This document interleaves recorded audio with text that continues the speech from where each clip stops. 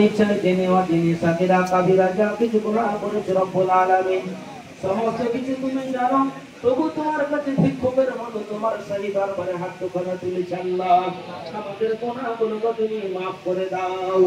ওগো রব্বুল আলামিন, তুমি যদি গুনাহ মাফ না করো আল্লাহ গো, আমরা নাস্তে নাবুদ হয়ে যাব, পানির তলায় তলিয়ে যাব আল্লাহ। তুমি একমাত্র আমাদের রহমানুর রহিম রব্বুল আলামিন। আমরা সকলে সকাল থেকে নিয়ে রাতে কোন পর্যন্ত ইফতারকে সামনে নিয়ে আল্লাহ গো, যে তোমার হুকুম ছাড়া এক মুহূর্ত চলতে পারি না। ওগো রব্বুল আলামিন, আমাদের